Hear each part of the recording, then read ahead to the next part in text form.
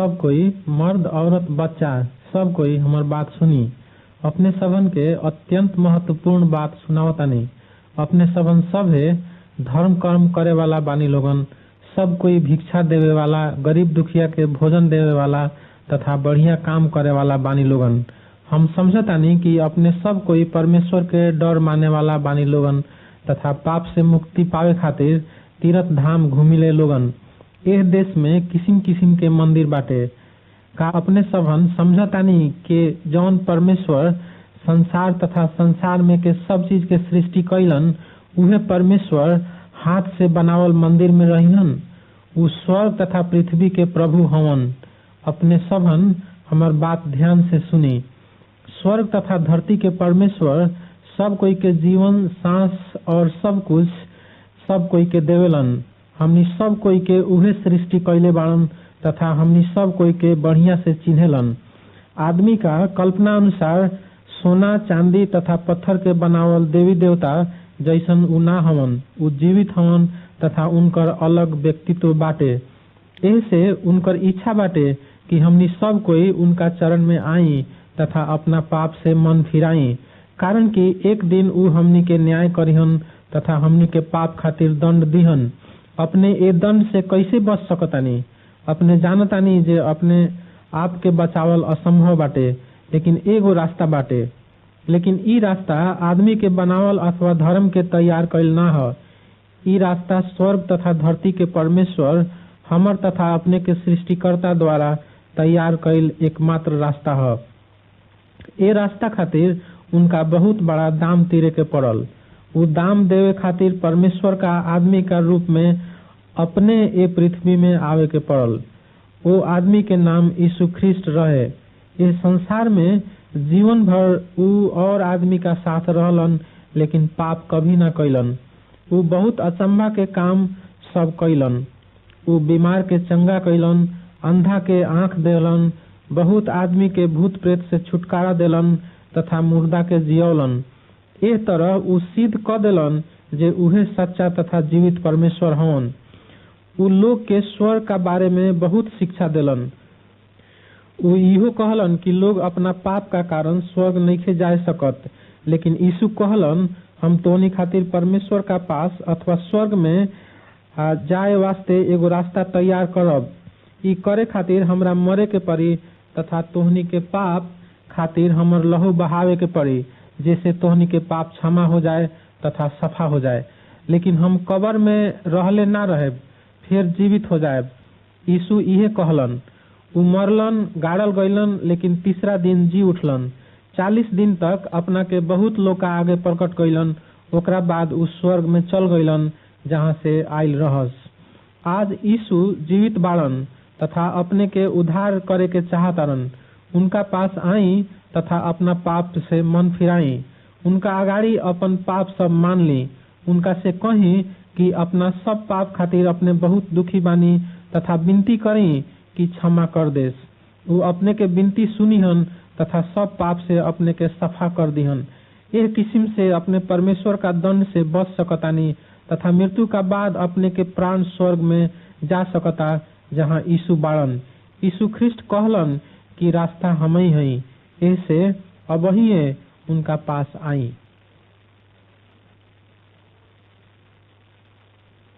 प्यारे यीशु जी दुनिया में आए हो, पापिन को बचाए। प्यारे यीशु जी दुनिया में आए हो, पापिन को बचाए। प्यारे मसीहा बतनिया में आए, प्यारे मसीहा बतनिया में आए। 4 दिन की मुर्दा जिलाए, तब लजर उठे देह झार हो, यीशु मुर्दा जिलाए।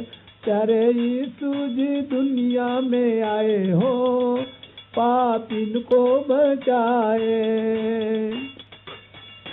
अंधों की आँखें कोढ़ी न को काया, अंधों की आँखें कोढ़ी न को काया।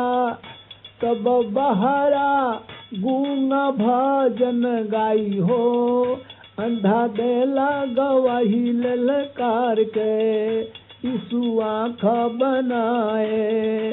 प्यारे यीशु जी दुनिया में आए हो पापिन को बचाए।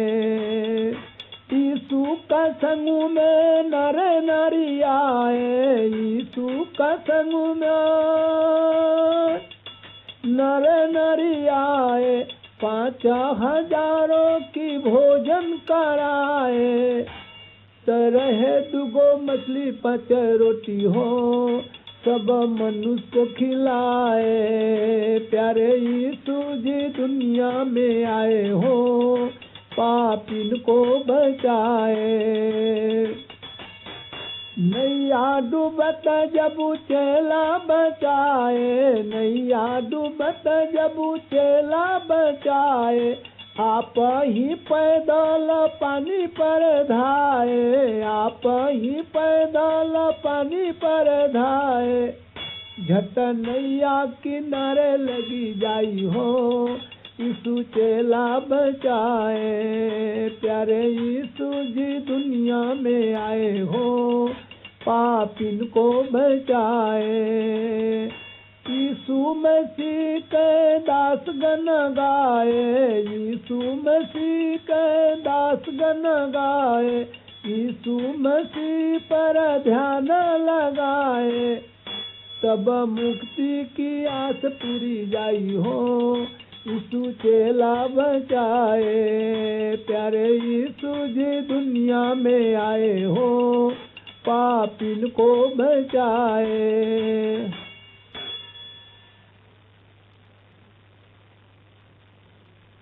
प्रिय दोस्त लोग, का आपने सबन का मालूम बाटे परमेश्वर का लगे मर्द औरत बच्चा सब लोग खातिर जगह बाटे।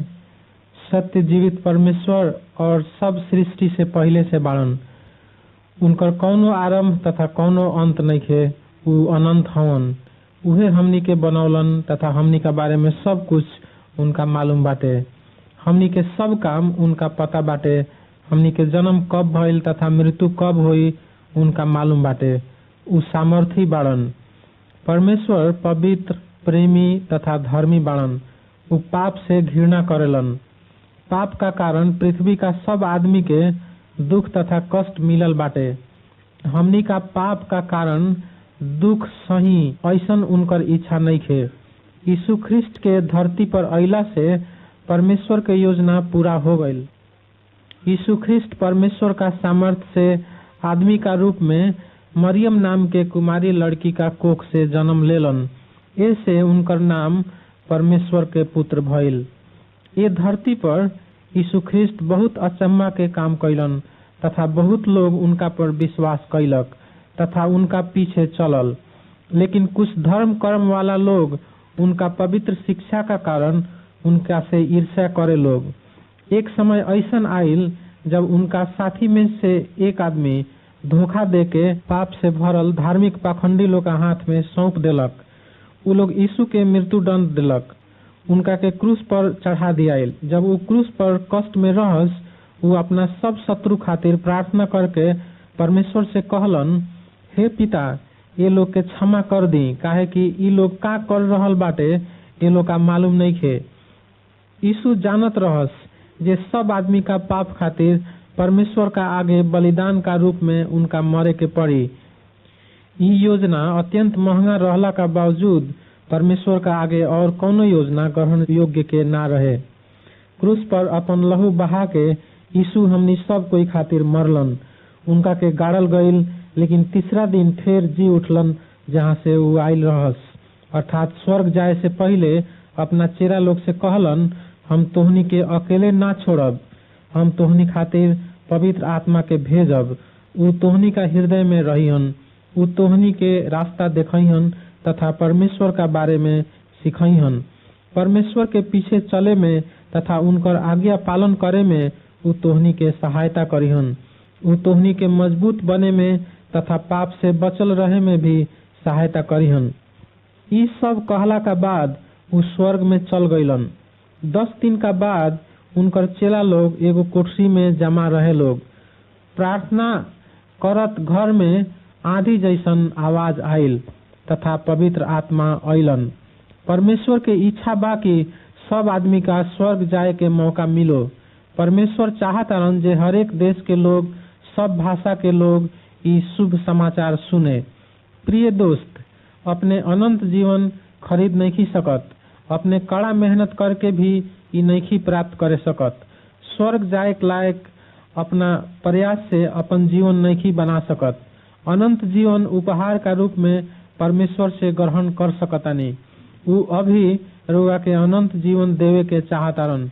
यीशु रउआ पाप खातिर मरलन, एही से उनका के अपन व्यक्तिगत उद्धारकर्ता का रूप में ग्रहण करी। तब ऊ राउर सब पाप क्षमा करके रउआ हृदय में रहे खातिर पवित्र आत्मा दिहन। तब मृत्यु का बाद रउआ स्वर्ग जा सकतानी, जहाँ परमेश्वर रहेलन। यही तरह से परमेश्वर के अपने खातिर जौन योजना बा से पूरा होई। प्यारे यीशु जी कहूँ तुम कर तूत बा, प्रेम से मजबूत बाना। प्यारे यीशु जी कहूँ तुम कर तूत बा, प्रेम से मजबूत बाना। यीशु स्वर्ग छोड़ के अइले, जग में पापिन के बचावले। यीशु स्वर्ग छोड़ के अइले, जग में पापिन के बचौले। आगे कोढ़ी न लूझा गूंगा के सबूत बा, प्रेम से मजबूत बाना। प्यारे यीशु जी कहूँ तुम कर तूत बा, प्रेम से मजबूत बाना। कोढ़ी लूझा काया पवले, बहरा गूंगा बाल सुनवले। कोढ़ी लूझा काया पवले, बहरा गूंगा बाल सुनवले। अरवा चंबित कामाई सूके बहुत बा, प्रेम से मजबूत बाना। ए गाना दास यीशु के गवले, उत्तम ज्ञान दिल में पवले। गाना दास यीशु के गवले, उत्तम ज्ञान दिल में पवले। मसीह के क्रूसवे पर प्रेम के सबूत बा, प्रेम से मजबूत बाना। प्यारे यीशु जी कहूँ तुम कर तूत बा, प्रेम से मजबूत बाना।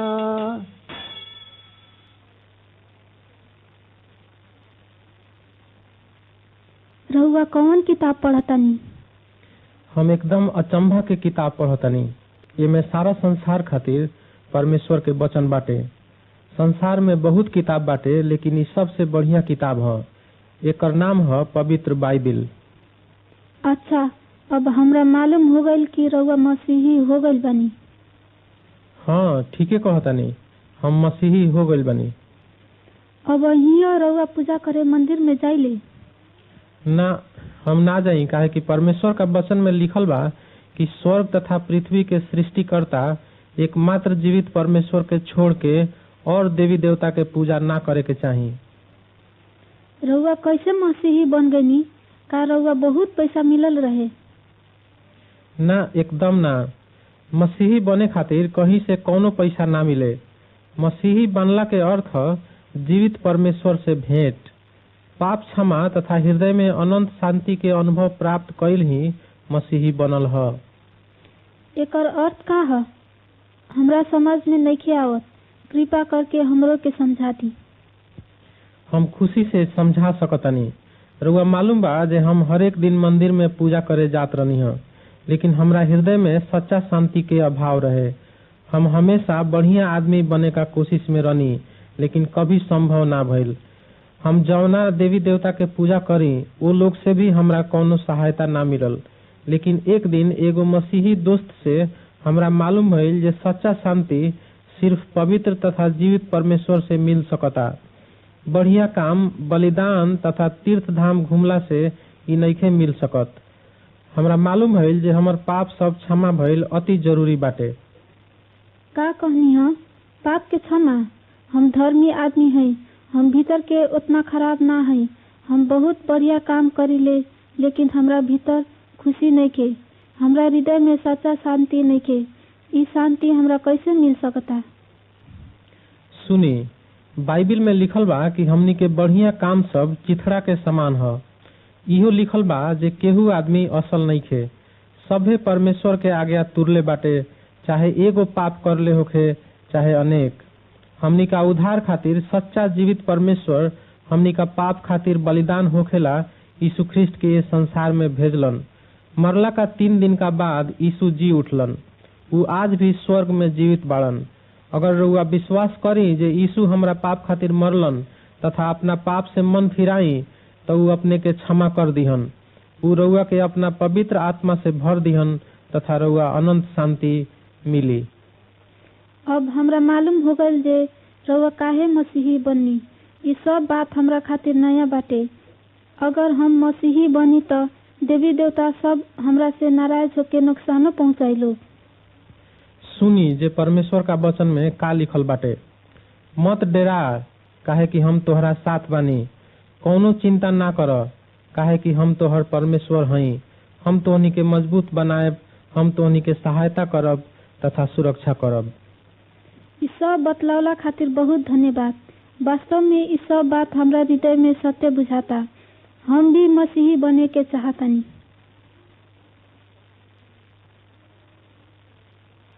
ईश्वर दिहलन दास हुक्मवा हमें सुधरने के लिए। ईश्वर दिहलन दास हुक्मवा हमें सुधरने के लिए। पहिला हुक्म जारी कैले सुनो बलक नर नारी जी। मुझे छोड़ दूसरा न कोई सवर होई तुम्हारी हमें सुधरने के लिए। ईश्वर दिहलन दास हुक्मवा हमें सुधरने के लिए। दूसरा हुक्म यह है प्यारो नाम मूर्ति के पूजा करो। दूसरा हुक्म यह है प्यारो नाम मूर्ति के पूजा करो।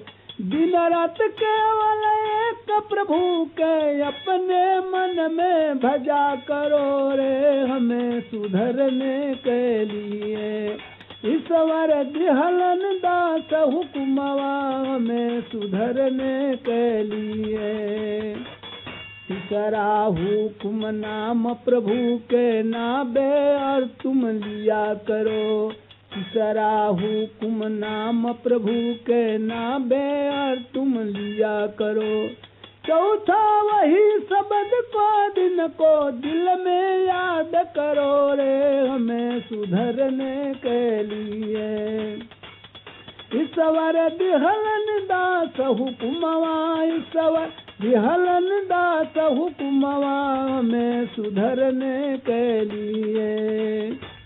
बचवा अपना माता पिता के दिल से आदर किया करो। बचवा अपना माता पिता के दिल से आदर किया करो। छठा भी बतलाया भैया, छठा भी बतलाया भैया, मानुष खून न करना हमें सुधरने के लिए। ईश्वर दिहलन दास हुक्मवा हमें सुधरने के लिए। सतवा भी बतलाया भैया बेविचारन करना।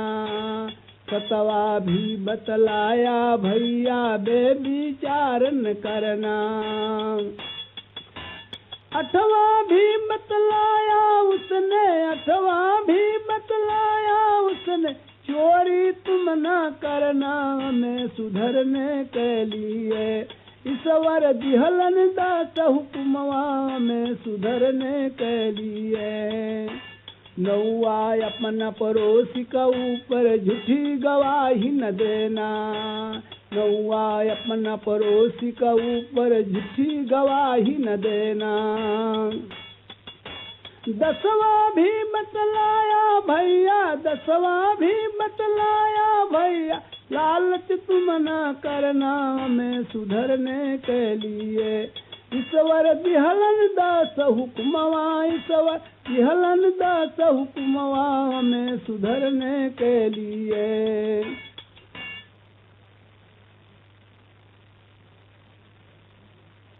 एक आदमी के 2 गो लड़का रहे। छोटका लड़का अपना बाबूजी से कहलक, बाबूजी धन संपत्ति में से हमर हिस्सा दे दी। पिता धन संपत्ति में बंटवारा कर देलन।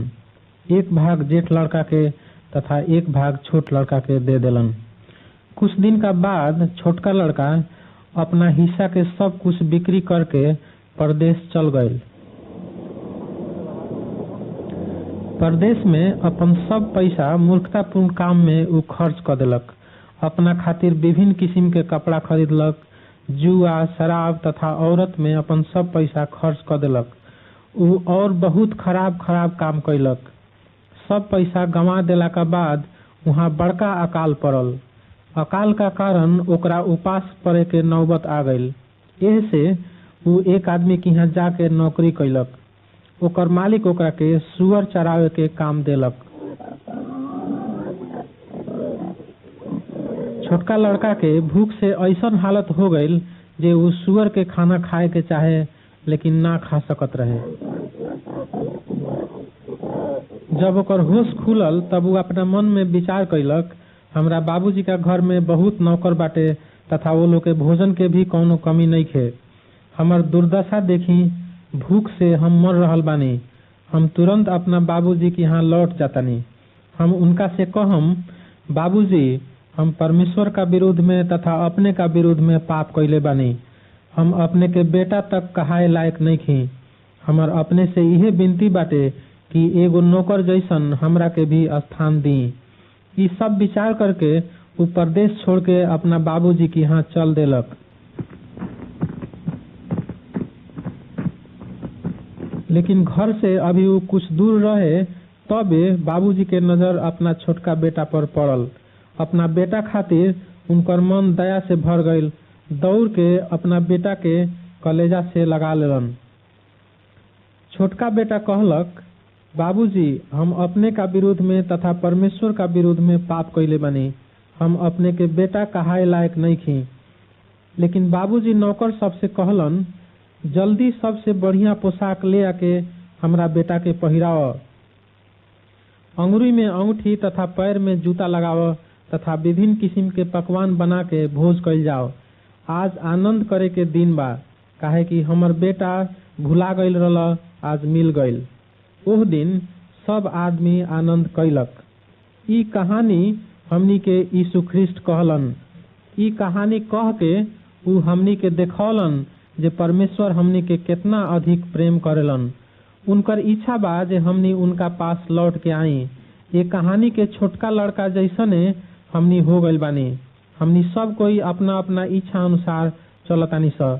हमनी का पापी भइला का बावजूद परमेश्वर हमनी के प्रेम करेलन। जब छोटका लड़का अपना करनी से मन फिरा के लौट के आइल, ओकर बाबूजी खुशी से ओके ग्रहण कैलन। यही तरह परमेश्वर के इच्छा बा कि हमनी लौट के उनका के यहाँ आई। यही खातिर उ यीशु ख्रिस्ट के भेजलन जे हमनी लौट के उनका लगे आई। मृत्यु के सब दुख सह के यीशु हमनी का पाप खातिर क्रूस पर मरलन। हमनी का मिले वाला दंड उ खुद सह लेलन। हमनी के दंड उनका सहला का कारण हमनी खातिर अब दंड से बचल संभव हो गईल बाटे। अगर हमनी पाप से मन फिरा के यीशु ख्रिस्ट का तरफ हृदय लगाई तो उ हमनी के हृदय धो दिहन। परमेश्वर का पास जाए खातिर उहे एकमात्र रास्ता बाड़न। अपना हृदय में के सब पाप खातिर हमनी का दुखी होखे के चाही। हमनी का अपना हृदय से एक किस्म से परमेश्वर से प्रार्थना कर सकतानी स, हे परमेश्वर, हम पापी आदमी हई, लेकिन हम यीशु ख्रिस्त पर विश्वास करतानी जे हमरा पाप का दंड खातिर मरलन। यीशु का कारण हमरा के क्षमादान दियाओ। हम पाप के रास्ता छोड़तानी। हम सिर्फ यीशु का पीछे चलब। हम चाहतानी कि अपने हमर पिता बनल जाओ। हमरा के अपना सच्चा संतान बनावल जाओ। यीशु ख्रिस्ट का नाम से आमीन।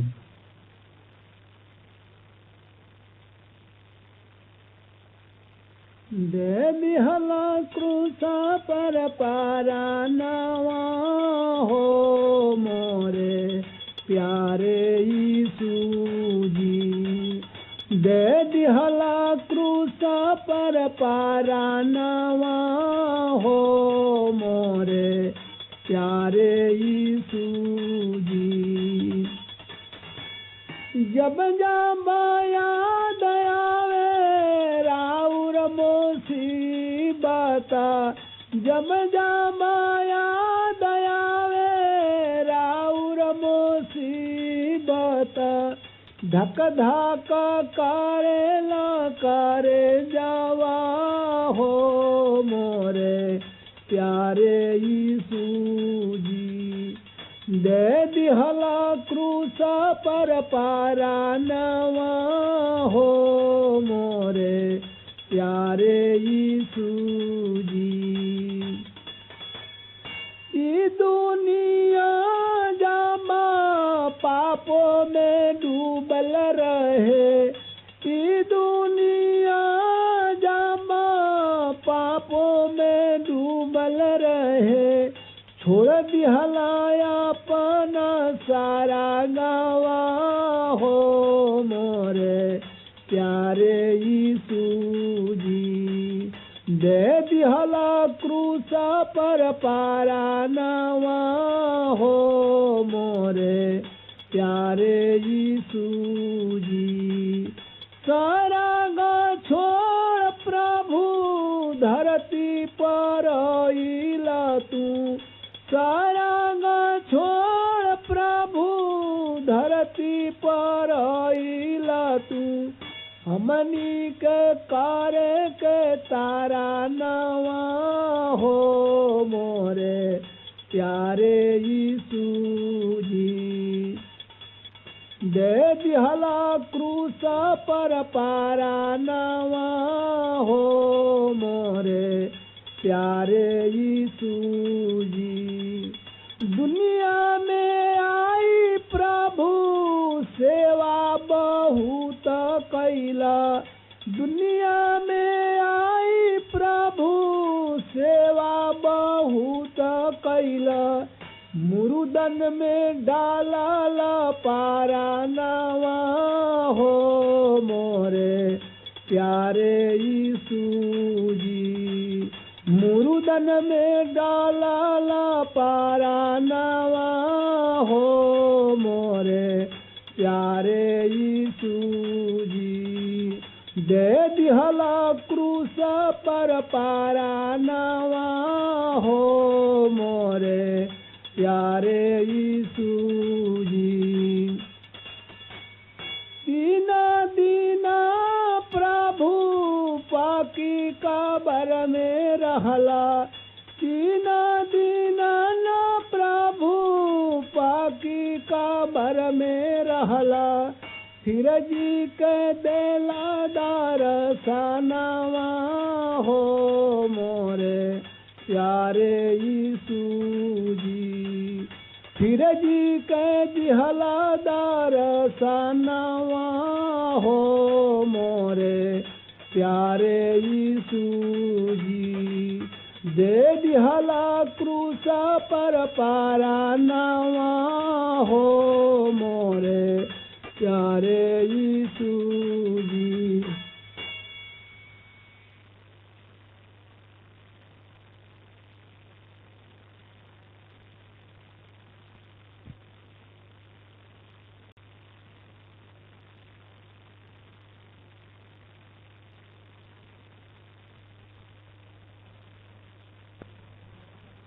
एक आदमी बैलगाड़ी पर देहात में चलल जात रहे।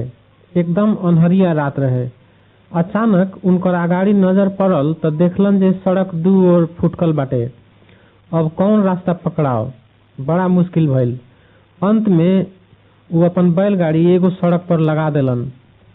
बैल पर चिचियास, सटका से मारस, लेकिन जगह जगह चक्का गड्ढा में पड़ जाए। मालूम ना जे रास्ता कहाँ जाई। ई गड़वान कहाँ जाता रन उनका मालूम नहीं खे। वो अपन गांव छोड़ के वहाँ से बढ़िया जगह का तलाश में बाड़न। उनका गांव में रोग तथा दंगा फसाद बराबर भइला का कारण उनकर मन वहां से उब गइल बाटे। आशा बा कि ठीक सड़क पर उनकर बैलगाड़ी जा रहल बाटे। उनकर आशा बा कि चोर डाकू से भेंट ना होई तथा अंत में कौनो बढ़िया गांव में पहुंच जइहन। हमनी सब आदमी जीवन का रास्ता पर चल रहल बानी स, लेकिन का हमनी का मालूम बा जे कहाँ जातानी स? या हमनी वो गड़वान जैसन बानी जे बिना ठीक बेठीक के विचार कइले एगो सड़क पर अपन गाड़ी दौड़ा देलन। हमनी का जाने के चाही जे हमनी ठीक रास्ता पर बानी की गलत रास्ता पर। जीवन के यात्रा खत्म भइला पर फिर यात्रा करे के मौका ना मिली। जीवन के रास्ता पाप तथा दुख से भरल बाटे। शैतान हमेशा धोखा देवे के कोशिश में रहेला कि हमनी गलत रास्ता चुनी। केहू पूछ सकता कि सब रास्ता परमेश्वर के यहाँ ना जाए? ना, बहुत रास्ता पाप तरफ तथा नरक में ले जाला। शैतान के जगह अर्थात नरक में आदमी हमेशा खातिर परमेश्वर से अलग हो जाला। नरक से निकले के कौनो उपाय नइखे। कौनो ऐसन रास्ता बा जे परमेश्वर के यहाँ ले जाला? रास्ता बा, लेकिन एके गो रास्ता बा। ई आदमी के बनावल रास्ता ना ह। ई रास्ता परमेश्वर के बनावल ह तथा ए पर चले वाला सब केहू खातिर बनावल बा। ई रास्ता अपने कैसे पा सकतनी? अपने यीशु पर विश्वास करी, अपना पाप से मन फिराई तो यीशु ए सही रास्ता पर अपने के अगुवाई करिहन। ई रास्ता पावे वाला सब आदमी अत्यंत आनंदित बाटे, काहे कि ओकर पाप सब धोआ गइल बाटे। यीशु ख्रिस्ट का पीछे चलला से वो लोग का ऐसन सड़क मिल गइल बाटे जे परमेश्वर का लगे पहुंचावेला तथा हमेशा खातिर खुशी देवेला। यीशु पर विश्वास करे वाला छोड़ के और कोई इस सड़क पर नइखे चले सकत। लेकिन सुनी, ई रास्ता पातर बा, ए पर चलल कठिन बा। यीशु का सहायता बिना ए रास्ता पर चलल असंभव बाटे। ई रास्ता पवित्र ह। ई रास्ता आनंद से भरल बा। यीशु परमेश्वर के पुत्र अपने के ए रास्ता पर चलइहन अगर अपने उनका पर विश्वास करी, अपना पाप से मन फिराई, वो अपने के सफा करके अनंत जीवन के दान दीहन। नरक में जाए वाला रास्ता से अपने के बचावे खातिर वो अपन प्राण देलन। अपने का पाप के दाम तीरे खातिर वो मरलन। यीशु के ग्रहण करे वाला हरेक खातिर उनका लगे जगह बा। अपने के जीवन बदल जाई। अपने का अंधकार में ना चले के पड़ी। अपने का पाप तथा शैतान का पीछे ना चले के पड़ी। सिर्फ यीशु का पीछे चली।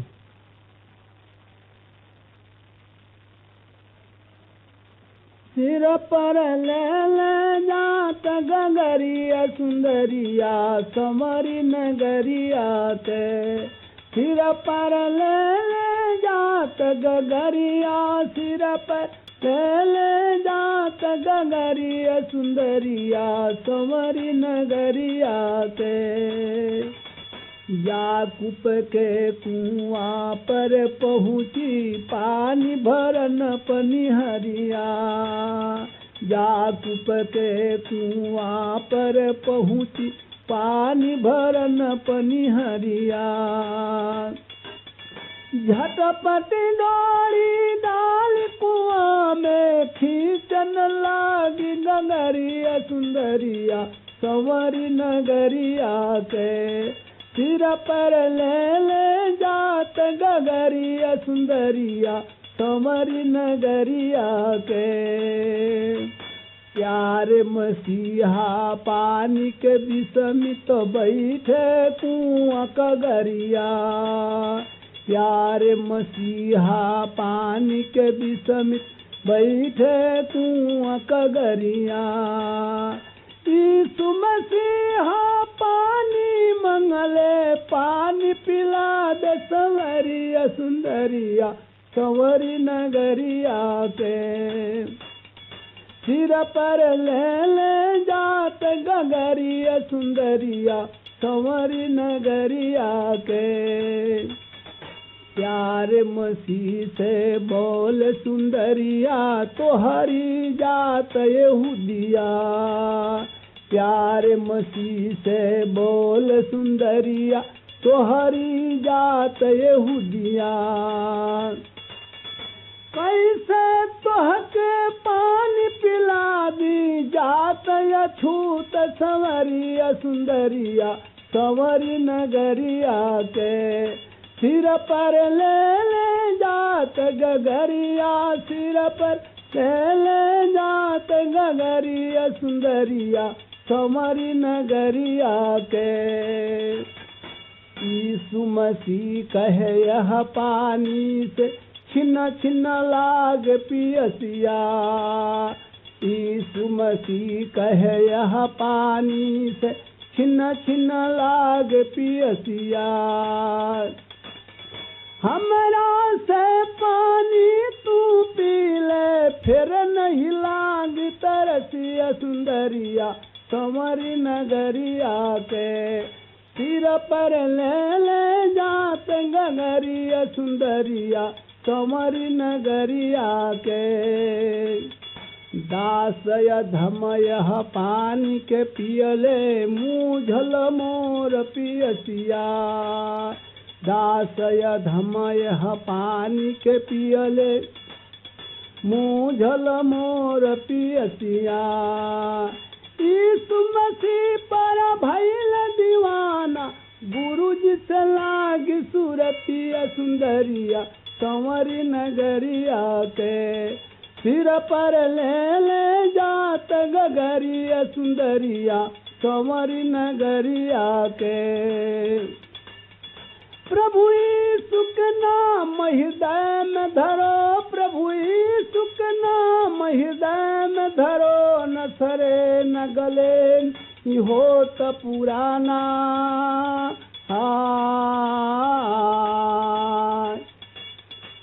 बढ़े दिन घटे कबही न बढ़े दिन घटे कबही नहीं आग लगे नहीं चोर चोराना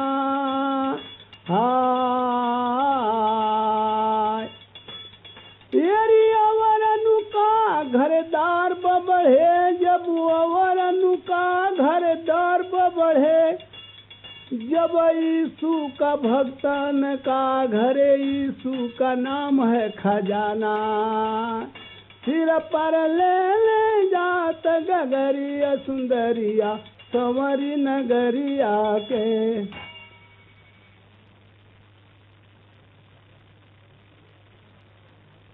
यीशु शिक्षा देहल आरंभ कैलन सुनी जे उ का कहलन। एक दिन एक आदमी बिया बोए गईल। बिया बोअत में कुछ बिया रास्ता का किनारे गिरल। चिड़ै चुरुंग आके उ सब बिया बीन लेलक। कुछ बिया ऐसन पथरीला जमीन पर पड़ल जहाँ पातर माटी रहे। बिया सब जल्दिए जाम गईल, लेकिन नीचा पत्थर भइला से जड़ नीचा ना जा सकल। जब घाम कड़ा भइल ई सब झाड़ सूख गईल। ये सब के जड़ गहराई तक ना गईल रहे। कुछ और बिया झाड़ झंखाड़ में गिरल। ई सब संगही बढ़ल। कुछ समय का बाद झाड़ झंखाड़ इतना अधिक हो गईल जे असली झाड़ बढ़ ही न सकल। ई पौधा सब फले ना सकल। लेकिन कुछ बिया बढ़िया जमीन में पड़ल। शुरू से अंत तक पौधा सब बढ़िया से जामल तथा बढ़ल। कुछ 30 गुना, कुछ 60 गुना तथा कुछ 100 गुना फल देलक। यीशु कहलन, अगर तोहनी का कान होखे तो ये कहानी सुन तथा समझ। यीशु के चेला लोग पूछलक, ये कहानी के अर्थ का है? यीशु कहलन, बिया परमेश्वर के वचन है। ई परमेश्वर के सुसमाचार है जौन सब आदमी खातिर भेजल बा। जमीन परमेश्वर के वचन सुने वाला आदमी के हृदय है। कुछ आदमी के हृदय रास्ता का बगल का जमीन जैसन एकदम कड़ा बा। परमेश्वर के वचन ओके छेदे नहीं सकत। एह से शैतान आसानी से वो लोग से परमेश्वर के वचन चुरा के ले जाला। कुछ और आदमी की हृदय पथरीला जमीन जैसन है। परमेश्वर के वचन सुनते मात्र ई लोग खुशी हो जाला। विचार करेला लोग जे मसीही भइल आसान बाटे, लेकिन जब और आदमी ये लोग पर हंसेला अथवा मुसीबत आवेला तो हिम्मत हार देवेला लोग। और आदमी झाड़ झंकार वाला जमीन जैसन है लोग। ये लोग परमेश्वर के वचन ग्रहण करेला, लेकिन साथे साथ यह संसार के और चीज सब भी पसंद करेला लोग। समस्या सब खातिर प्रार्थना ना करके चिंता का बोझ से दबाइल रहेला लोग। भोग विलास में जिएला लोग। अंत में कौनो फल ना फले। लेकिन कुछ आदमी बढ़िया जमीन जैसन ह। ई लोग परमेश्वर के वचन सुन के अपना हृदय में राखेला लोग, परमेश्वर का वचन के मानेला लोग। ये लोग के जीवन से मालूम होला जे ये लोग परमेश्वर के ह। अपना पूरा सामर्थ्य से ये लोग परमेश्वर के प्रेम करेला। ये लोग बहुत फल फलावेला। ये फल में से कुछ प्रेम, शांति, शांत मन, दया, अच्छाई, वचन पालन, नम्र व्यवहार, इच्छा के मारे का सामर्थ्य तथा यीशु का बारे में और लोग के बतावल आदि है। का अपने यीशु से कह सकतानी हमार हृदय ग्रहण करी, एके हम बढ़िया जमीन जैसन बनावे के चाहतानी, हम बहुत फल फलावे के चाहतानी। आमीन।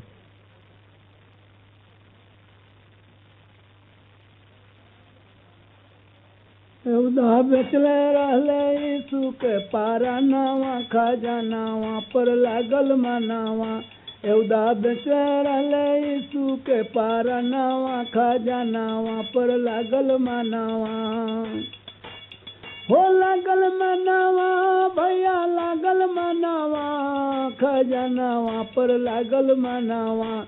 एवदा बेचे रहले यीशु के पारा नावा, खजानावा पर लागल मनावा। एरी 12 बरस के यीशु मसीह जी करे प्रचार के कमवा। शिक्षा दे के चेला बनौला यीशु जी महानावा, खजानावा पर लागल मनावा। एवदा बेचे रहले यीशु के पारा नावा, खजानावा पर लागल मनावा। यीशु मसीह के पकड़े खातिर हुदा रचे रचनवा। यीशु मसीह के पकड़े खातिर हुदा रचे रचनवा। जेकरा के प्रणाम करब हम जाना तू महानावा, खजानावा पर लागल मनावा। एवदा बेचे रहले यीशु के पारा नावा, खजानावा पर लागल मनावा। येरी झट यीशु के पकड़न अइले दुश्मन के लश्करवा। धई बांध के सोरा मचौले इहे बड़ानी सूजी महानावा, खजानावा पर लागल मनावा। एवदा बेचे रहले यीशु के पारा नावा, खजानावा पर लागल मनावा। एरी पतरस नाम एक शीश प्रभु के डर से कांपे परनवा। पतरस नाम एक शीश प्रभु के डर से कांपे परनवा। जल्दी से इनकार करी न तो हमरो पर लगी गराहनावा, खजानावा पर लागल मनावा। एवदा बेचे रहले यीशु के पारा नावा, खजानावा पर लागल मनावा। एरी पिलातूस कुछ दोष न पोले, धोले हाथ समनवा। तेरी पिलातूस कुछ दोष न पोले, धोले हाथ समनवा। इनका में कुछ दोष न पवली, कतनो तू कर बदनमावा, खजानावा पर लागल मनावा। एवदा बेचे रहले यीशु के पारा नावा, खजानावा पर लागल मनावा। हो लागल मनावा भैया लागल मनावा, खजानावा पर लागल मनावा। एवदा बेचे रहले यीशु के पारा नावा, खजानावा पर लागल मनावा।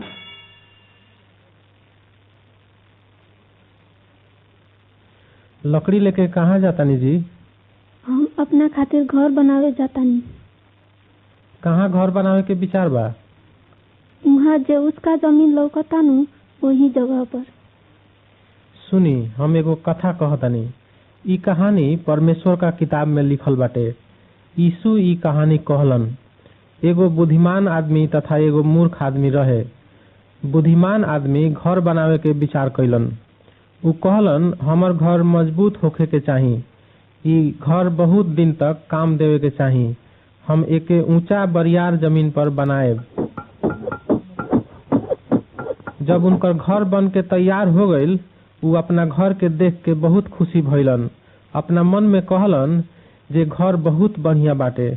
जल्दीए भारी बरसात भइल, आंधी बहुत जोर के आइल, रुके के नाम ना लेवे, बाढ़ आ गईल, लेकिन घर मजबूत रहे। आंधी तूफान में भी ना गिरल, उनकर घर ऊंचा जमीन पर बनल रहे। मूर्ख आदमी का बारे में भी बताई। उहो अपना खातिर एगो घर बनौलन, लेकिन वो अपन घर बालू पर बनौलन। जब घर तैयार हो गईल, उहो देख के कहलन कि बढ़िया बनल बाटे, लेकिन तुरंते भारी बरसात आइल। नदी सब उमड़ के बहे लागल, तेज पानी से जमीन कट कट के बहे लागल। घर का नीचे के बालू सब भी बह गई, साथ ही साथ घर भी ढह गई।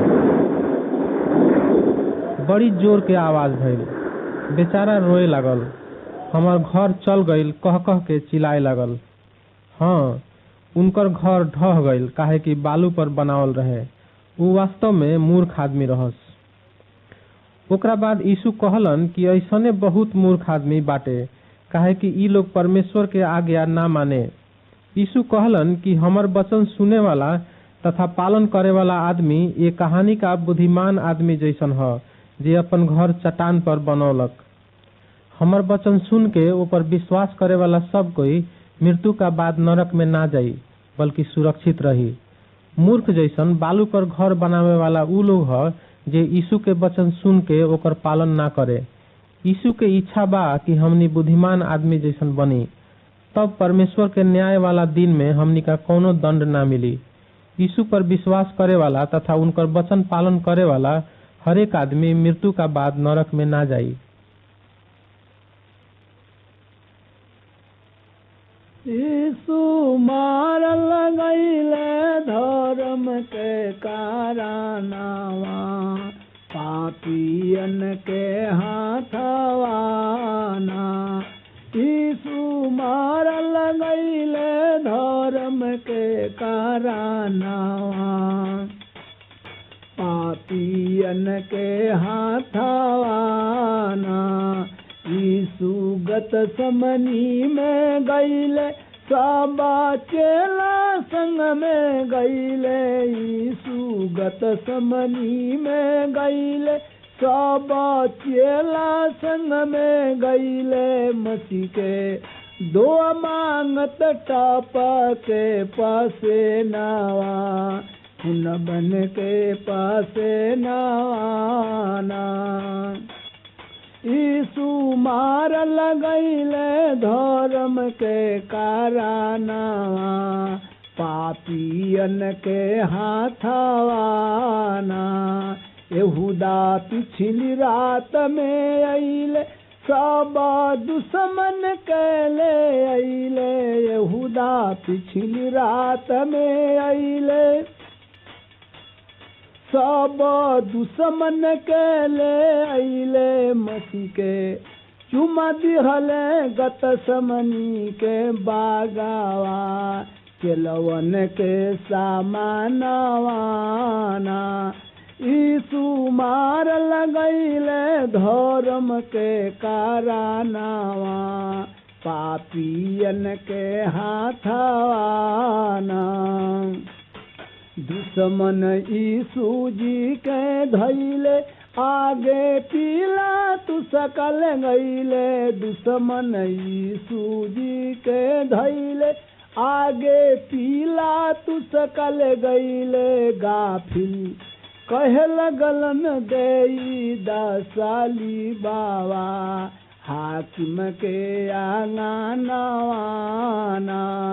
यीशु मारल गईले धर्म के कारनावा, पापियन के हाथवाना।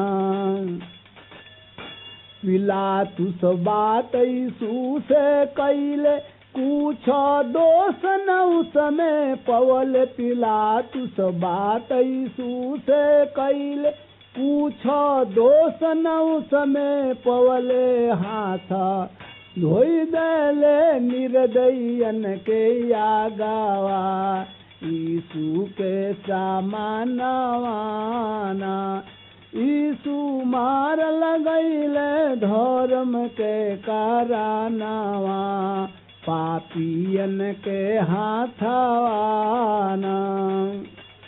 मसीह के दास हगाना गवले, दिल में शांति पूरा पवले। मसीह के दास हगाना गवले, दिल में शांति पूरा पवले। यीशु फांसी गईले पापिन के कारनावा, सलीप पर दिहले जानावाना। यीशु मारल गईले धर्म के कारनावा, पापियन के हाथवाना।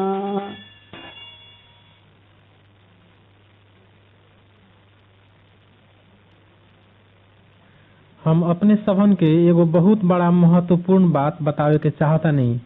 अपने सबन का मालूम बा कि कौनो मुसीबत पड़ला पर मुसीबत में सहायता करे वाला आदमी के सभी खोजेला।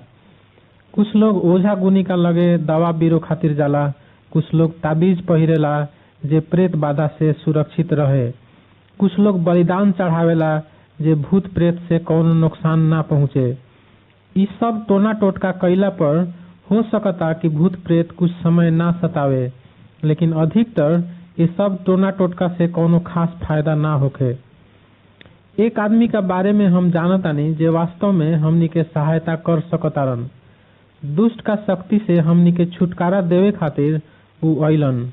उनकर नाम यीशु ह। ऊ परमेश्वर के पुत्र हवन। आदमी के नुकसान पहुंचावे वाला दुष्ट आत्मा सब के बस में करे के उनका सामर्थ बाटे। हमनी का परमेश्वर से अलग भइला का कारण दुष्टात्मा हमनी के नुकसान कर सकता। हमनी का अपना पाप का कारण हमनी सब कोई परमेश्वर से अलग हो गइल बानी स। परमेश्वर से अलग भइला का कारण हमनी में सच्चा जीवन नहीं खे, कारण सच्चा जीवन परमेश्वर देवेलन। यीशु ख्रिस्ट के ग्रहण करे वाला सब आदमी के ऊ इहे सच्चा जीवन अथवा अनंत जीवन देवे अइलन। परमेश्वर का पुस्तक में लिखल बा कि यीशु पर विश्वास करे वाला आदमी का अनंत जीवन मिलल बाटे। यीशु के इनकार करे वाला आदमी पर परमेश्वर के क्रोध पड़ल बाटे। मृत्यु का बाद ऐसन आदमी के आत्मा शैतान का पास अर्थात नरक में जाई, लेकिन अनंत जीवन ऐसन जीवन ह जेकर संबंध स्वर्ग से बाटे। अनंत जीवन सिर्फ यीशु ख्रिस्ट से मिल सकता। उनका के ग्रहण करके अपने ई नया जीवन परमेश्वर के जीवन प्राप्त कर सकतानी। यीशु का अलावा और कहीं ई जीवन नइखे मिल सकत। यीशु कहतारन, हे सब थाकल तथा बोझ से दबाइल लोग, हमरा पास आव, हम तोहनी के विश्राम देहब। अपने जाने के चाहतानी जे यीशु ई जीवन कैसे दिहन। ऊ अपना के बलिदान चढ़ा देलन। हमनी का पाप खातिर ऊ अपना के परमेश्वर का आगे बलिदान चढ़ा देलन। क्रूस पर मर के ऊ पाप खातिर असली बलिदान बन गइलन। ऊ अपने सबन का पाप खातिर भी मरलन। 3 दिन तक ऊ कब्र में रहलन, लेकिन ओकरा बाद जी गइलन। ऊ अभी जीवित बाड़न। ऊ हमनी के पाप हटा सकतारन। उनकर सामर्थ बहुत बड़का बाटे। सिर्फ उन्हीं का लगे दुष्टात्मा सब के बस में करे के सामर्थ बाटे। यीशु पर विश्वास करे वाला लोग के परमेश्वर अनंत जीवन देवेलन। यदि अपने सिर्फ यीशु पर विश्वास करी तो उद्धार पा सकतानी। यीशु पर विश्वास कइला पर ऊ अपने के आनंद तथा शांति दिहन। ओझा गुनी लोग से अपने का अनंत जीवन, आनंद तथा शांति नइखे मिल सकत। अब यीशु पर विश्वास करी। अपना पाप से मन फिरा के पूरा हृदय से उनका पीछे चली। उनका से प्रार्थना करके कहीं, हे परमेश्वर, हमर पाप सब क्षमा करी। हम यीशु का पीछे चले के चाहतानी। हम शैतान के रास्ता छोड़े के चाहतानी। हम विश्वास करतानी जे यीशु हमरा पाप खातिर मरलन तथा फिर जी उठलन। उनका पर हम विश्वास करे के चाहतानी।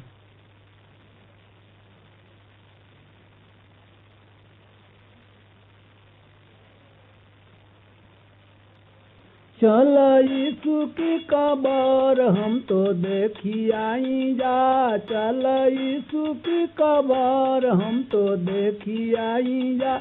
लेके खुशबू सुगंध उनके मली आई जा। लेके खुशबू सुगंध उनके मली आई जा। चल यीशु की कबर हम तो देखी आई जा। चल यीशु की कबर हम तो देखी आई जा। देखनी जा राउर प्रेम सलीबिए पर, देखनी जा राउर प्रेम सलीबिए पर, कुछ श्राप न देनी उन बैरियन पर, कुछ श्राप न देनी उन बैरियन पर। चल यीशु की कबर हम तो देखी आई जा, लेके खुशबू सुगंध उनके मली आई जा। ईटा देखा पत्थर सखी ढीम नाइल बा, ईटा देखा पत्थर सखी ढीम नाइल बा, तनी नहुरी के देखा न कबर खाली बा, तनी नहुरी के देखा न कबर खाली बा। चल यीशु की कबर हम तो देखी आई जा, चल यीशु की कबर हम तो देखी आई जा। एगो बोलल न दूतऊ न नारी न से, एगो बोलल न दूतऊ न नारी न से, तू लोग के खोजा तारू जा बतावा हमसे, तू लोग के खोजा तारू जा बतावा हमसे। चल यीशु की कबर हम तो देखी आई जा, लेके खुशबू सुगंध उनके मली आई जा। रो रो बोला ली जा नारी उन दूतवन से, रो रो बोला ली जा नारी उन दूतवन से, तनी बतावन कहाँ रखले बाड़ा यीशु के, तनी बतावन कहाँ रखले बाड़ा यीशु के। चल यीशु के कबर हम तो देखी आई जा, चल यीशु की कबर हम तो देखी आई जा। तू लो जा जाई हवा से यीशु जी गईलन, तू लो जा जाई हवा से यीशु जी गईलन, उत सबक से पहिले गलील गईलन, प्रभु सबक से पहिले गलील गईलन। चल यीशु की कबर हम तो देखी आई जा। इतना सुनते ही खुशी नारी फूली गईली जा, इतना सुनते ही खुशी नारी फूली गईली जा, उनका चेलावन से दौड़ के खबर देनी जा, उनका चेलावन से दौड़ के खबर देनी जा। चल यीशु की कबर हम तो देखी आई जा, लेके खुशबू सुगंध उनके मली आई जा।